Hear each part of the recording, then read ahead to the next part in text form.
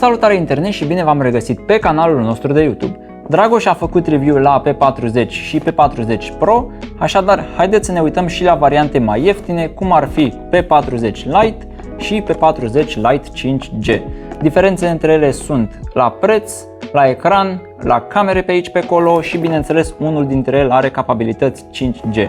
Haideți să vedem ce avem în cutie și dacă merită diferența de 300-400 de lei între cele două modele. Dar înainte de toate, nu uita să te abonezi și să activezi notificările pentru a fi la curent cu cele mai noi prezentări. Și dacă îți plac peisajele, intră pe canalul nostru România din dronă, unde avem filmări cu GoPro-ul și bineînțeles cu drona, de la mare, la munte, cu peisaje și alte minunății de la noi din țară. Canalul îl găsiți pe aici prin colț. Ok, înainte de a începe, trebuie să vă spun că aceste două telefoane, respectiv aceste două modele, sunt varianta pentru review. Având stickerele cu Not for Sale, e posibil ca ce am eu în cutie să difere față de ce se găsește la raft sau online. P40 Lite și varianta cu 5G au o singură echipare, 128 cu 6 GB RAM. Ca și culoare, varianta Lite simplă este Crush Green la mine și varianta cu 5G este Midnight Black. Hai să vedem ce avem în cutie, dar din nou este posibil ca ce avem în cutie să difere față de ce se găsește pe internet. Telefoanele vin vrac, bineînțeles fiind o variantă de review, dar ce este foarte interesant, am început cu varianta 5G. Ce este foarte interesant este că în pachet avem încărcător de 40 de W. La un preț așa mic pentru un telefon la 900-1000 de lei, chiar și varianta simplă, are încărcător de 40 de W. Mai rar întâlnit la aceste telefoane. Tot în cutie mai avem și bineînțeles cablul de încărcare și transfer date cu acea culoare mov în interior. Nu am husă la mine, deci nu știu dacă telefonul vine cu o husă în pachet, dar am să presupun că da, poate. Tot în pachet avem și o pereche de căști. Asta la modelul 5G.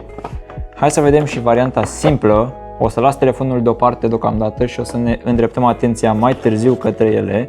Tot așa, nimic în partea cu maculatură.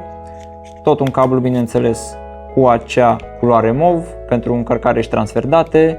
Atenție, când încărcați cu un asemenea încărcător de 40 de W, aveți grijă și la ce cablu folosiți, deoarece nu toate cablurile sunt compatibile. În cutia acestuia văd că am un încărcător mai mic, însă pe internet am văzut că și acesta, P40 Lite, fără 5G, vine cu un încărcător mare de 40 de W.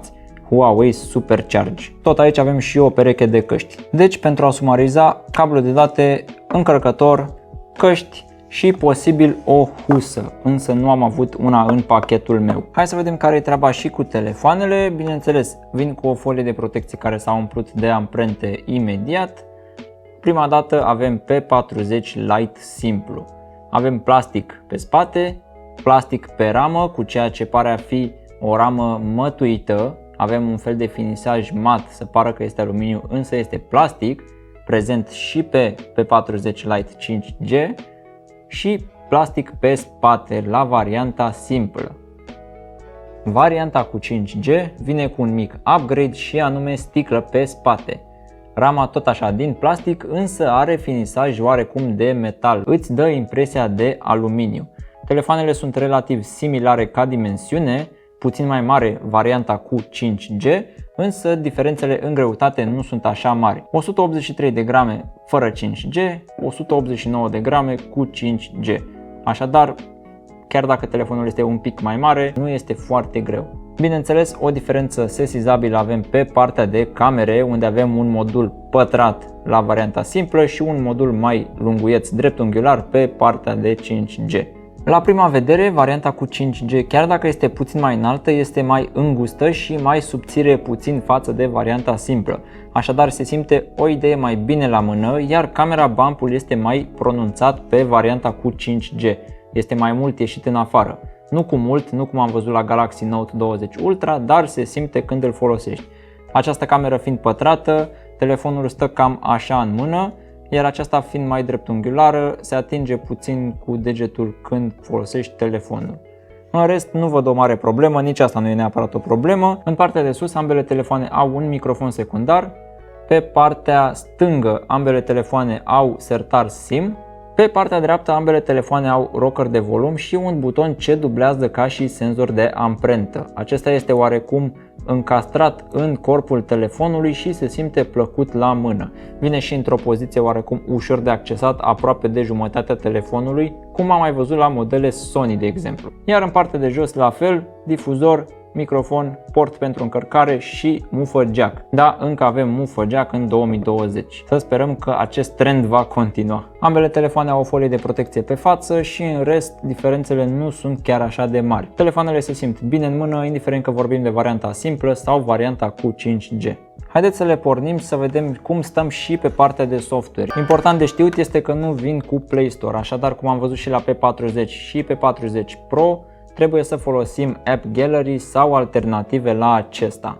Pentru că, bineînțeles, am uitat, telefoanele sunt dual SIM hibrid, așadar slotul poate susține două cartele nano SIM sau o cartelă nano SIM și un card nano memory de la Huawei, care se găsește mai greu și este mai scump. Pe partea de ecran, telefoanele sunt destul de similare. Ambele au LTPS IPS LCD, P40 Lite simplu 6,4 inch, P40 Lite 5G 6,5 inch. P40 Lite simplu 1080 pe 2310 pixeli și acesta 1080 pe 2400 pixeli. O densitate un picuț mai mare, acesta fiind oarecum și mai înalt. Se poate observa cum în utilizare, când telefoanele stau pe birou, varianta fără 5G, având camera bump mai mic, nu scoate niciun sunet. În schimb, varianta cu 5G, imediat ce îl folosesc sau dau scroll prin meniuri, când telefonul stă pe birou, acesta se bălângăne, dar când îl ții în mână n-ar trebui să fie absolut nicio problemă. Că tot am intrat în meniu, la About Phone putem observa că ambele telefoane au MIUI, ambele telefoane au Android 10 și versiunea este 10.1.0 pe Lite și 10.1.1 pe varianta 5G. După cum am spus, 6 GB RAM cu 128 stocare. Ca și securitate, varianta 5G este mai actualizată, avem patch-ul de pe 1 august față de patch-ul de pe 1 iunie pe varianta simplă fără 5G. Nu pot să mă prind de ecrane la niciunul dintre modele, ținând cont și de prețul telefoanelor. Avem o bărbie grosuță, să zic așa, dar întâlnită la mai toate telefoanele din acest segment de preț. Camera este sub formă de punch hole în partea de sus, camera de selfie.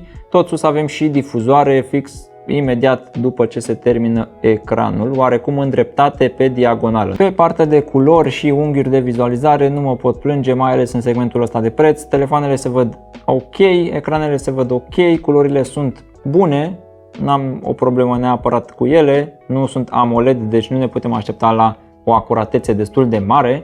În schimb, varianta 5G susține că ar avea HDR10. Pe un IPS este mai greu de obținut acest lucru. Există diferențe și pe partea de performanță. Varianta fără 5G are un chipset Kirin 810 pe 7 nanometri, iar varianta cu 5G este puțin mai bună, având un Kirin 820 5G tot pe 7 nanometri.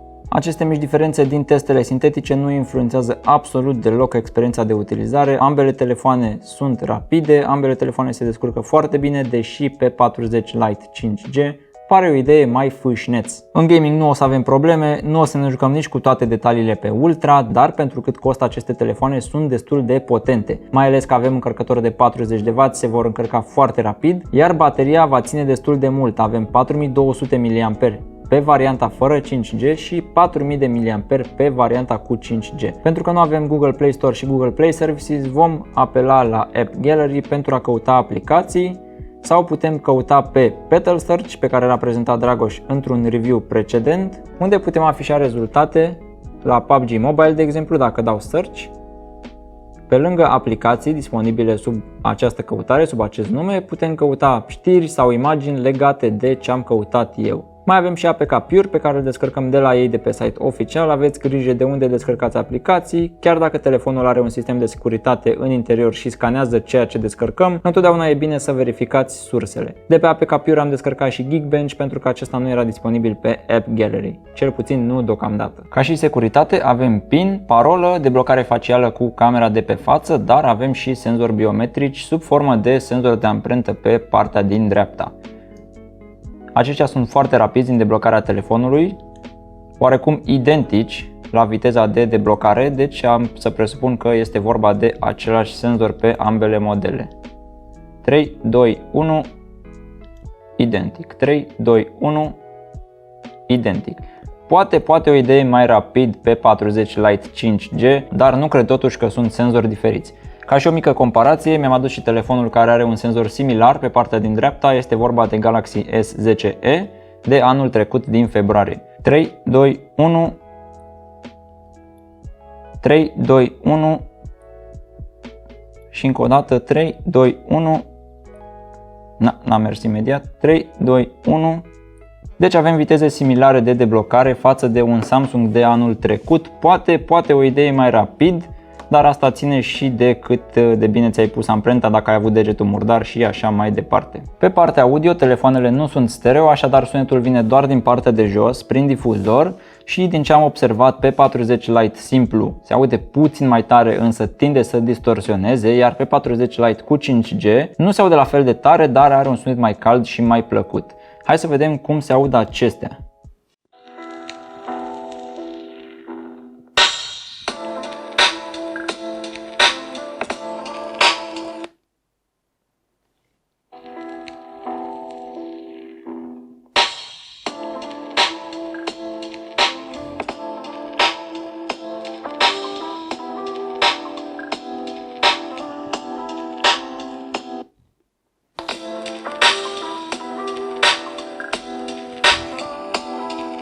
După cum se aude, pe 40 Lite tinde să facă puțin clip în partea de înalte, deși telefoanele nu sunt date la maxim, sunt practic date la maxim cu 5 apăsări mai jos, astfel încât să nu se audă nici foarte tare, dar cu toate astea se simte o diferență între cele două modele. Personal aș merge cu varianta 5G.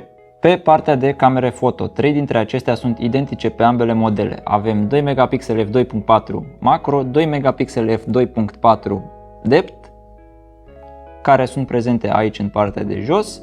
Mai avem 8 megapixel f2.4 ultra-wide, care este în partea de sus la varianta 5G, iar camera care diferă este cea de 48 de megapixel f1.8, camera principală, iar pe 5G avem 64 de megapixel, tot f1.8.